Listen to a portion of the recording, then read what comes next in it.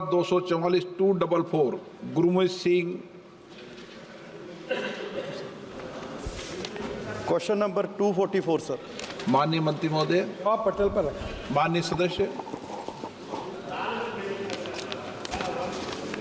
माननीय मंत्री जी, आप अपने काम के लिए बहुत डेडिकेटेड हैं और आपने बहुत अच्छे हाईवेज पूरे देश में बनाए, लेकिन उन हाईवेज की वजह से गाड़ियां 110, 120, 150 तक भी कुछ लोग चलाते हैं। और अभी आपने जिक्र भी किया कि तकरीबन 1.25 लाख लोगों की मौत हर साल हो रही है और पिछले 10 साल में तकरीबन 15 लाख लोगों की मौत सिर्फ रोड एक्सीडेंट्स के कारण हो गई और डेली लगाएं तो 400 लोगों की मौत हो रही है।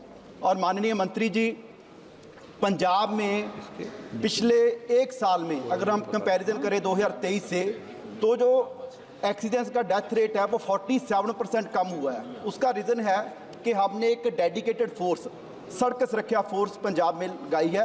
उसमें 1600 पुलिस ऑफिसर को डिप्लॉय किया है और हर 30 किलोमीटर के बाद एक टोयोटा की तकरीबन 40 लाख की गाड़ी लगाई गई है और उससे 47% जो डेथ रेट है वो कम हो गया। सो मैं मंत्री जी से सवाल करना चाहता हूँ, क्या केंद्र सरकार भी आने वाले समय में कोई ऐसी डेडिकेटेड फोर्स का गठन करेगी कि जिससे रोड एक्सीडेंट कम हो सके? सम्माननीय स्पीकर महोदय, ये जो एक्ट है मोटर व्हीकल एक्ट, ये कॉन्करेंट लिस्ट में है। जो कानून बनाने के अधिकार राज्य सरकार को है उसको स्टेट लिस्ट कहा जाता है, जो भारत सरकार बनाती है उसको सेंट्रल लिस्ट कहा जाता है, और जिसमें स्टेट और सेंट्रल दोनों करते हैं उनको कॉन्करेंट लिस्ट कहा जाता है। तो ये स्टेट गवर्नमेंट के अधिकार में है। मैं पंजाब सरकार को धन्यवाद दूंगा कि उन्होंने पॉजिटिवली प्रयास किया।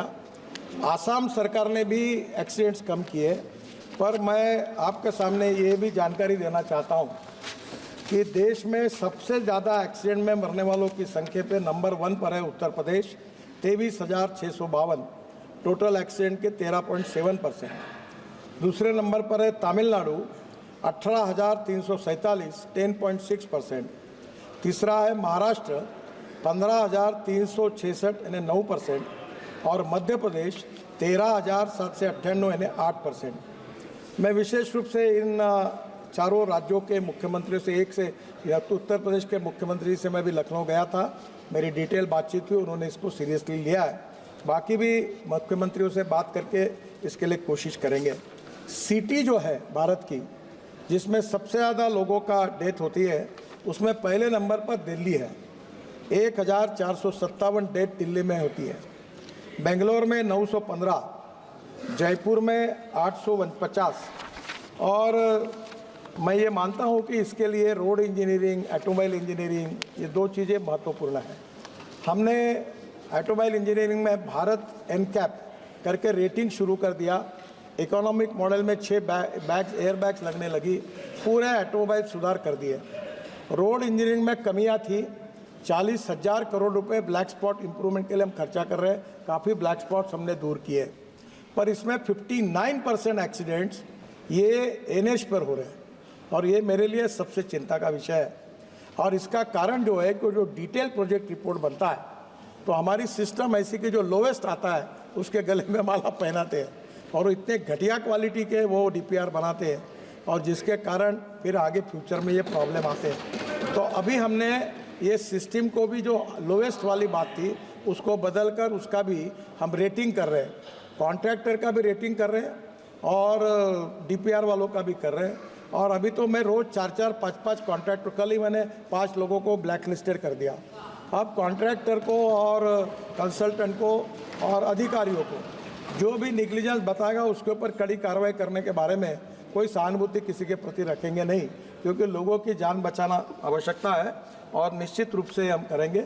एक इम्पॉर्टेंट चीज़ है कि देश में 18 लाख ड्राइवर्स की कमी है और ये जो एक्सीडेंट हुए हैं इसमें जिनके पास ड्राइविंग लाइसेंस नहीं था, और जो आजकल क्या बताए अध्यक्ष महोदय, हमारे देश में ट्रेलर और ट्रक पर जो कंडक्टर होता है वो चुपचाप ड्राइविंग सीख के वो चलाना चालू कर देता है। हम दुर्भाग्यवश मुझे कहना पड़ रहा है कि दुनिया में ऐसा जो देश है नंबर 1 पर जहां आसानी से ड्राइविंग लाइसेंस मिलता है, उस देश का नाम भारत है। हम इसको सुधार रहे हैं, स्टेट गवर्नमेंट के सहयोग से इसको काफ़ी स्ट्रिक्ट करने की कोशिश कर रहे हैं और मेरा विश्वास है कि भी हमने एक तय किया है कि मैं सब मेंबर साहब को आह्वान करूंगा कि मैं आपको driving centre, driving training centre और फिटनेस सेंटर हर जिले में, हर तालुका प्लेस पे एक एक शुरू करने की योजना हमने बनाई है। उसमें आर्थिक मदद कर रहे हैं, करीब 75 हमने खोले हैं, अभी हमको 1000 खोलने के हैं। आप आपके कॉन्स्टिट्यूंसी में आप प्रपोजल स्टेट गवर्नमेंट के थ्रू आइए, मेरे पास एक स्कीम लेके जाइए और ट्रेन ड्राइवर बनाए। विशेष रूप से ट्राइबल एरिया जो है, जो सोशली, इकोनॉमिकली, एजुकेशनली बैकवर्ड है, रूरल एरिया है, जहाँ एम्प्लॉयमेंट नहीं है, वहाँ फिटनेस सेंटर और ड्राइविंग ट्रेनिंग सेंटर का कॉम्बिनेशन हमने किया है। 8 दिन में वो स्कीम को हम डिक्लेयर करेंगे और आप इसमें आकर ट्रेन ड्राइवर भी तैयार होंगे और फिटनेस के कारण 15 साल के बाद जो गाड़ियाँ बाद में स्क्रैपिंग करनी है उसकी सुविधा प्राप्त होगी। दोनों में आपके कॉन्स्टिट्यूंसी में इस उपक्रम के लिए आप सहयोग करें, ये भी मैं अनुरोध करता हूँ। श्री गौरव गोगोई जी। हाँ, आपका सप्लीमेंट्री। धन्यवाद मंत्री जी। सर, मैं माननीय मंत्री जी से पूछना चाहता हूं कि जैसे जो विकसित देश हैं, जैसे जापान है, स्वीडन है, ऑस्ट्रेलिया है, तो उन्होंने कि 0 डेथ्स इन रोड एक्सीडेंट्स कोई टाइमलाइन तय कर दी है। क्या हमारी भारत सरकार ने भी कोई टाइमलाइन तय की है कि 0 डेथ्स इन रोड एक्सीडेंट्स में हो? इस कंट्री में सम्माननीय स्पीकर महोदय, मैं उनकी भावना को समझता हूं और मैंने 11 साल हुए इस मिनिस्ट्री में। स्वीडन ने 0 किया है, नो एक्सीडेंट।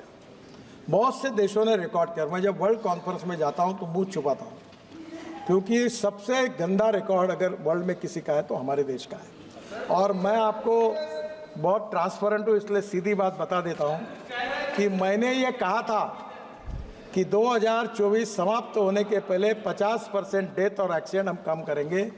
कम तो हुए नहीं, उल्टा एक्सीडेंट और बढ़ गए। और ये एक ही सब्जेक्ट है कि जिसमें हमारे डिपार्टमेंट को सफलता नहीं मिली। उसके वेरियस रीजंस हैं। मैं आपको यही बताता हूँ कि जब तक समाज का सहयोग नहीं मिलेगा, ह्यूमन बिहेवियर नहीं बदलेगा, कानून के प्रति सम्मान पैदा नहीं होगा, तब तक ये मुश्किलें हैं।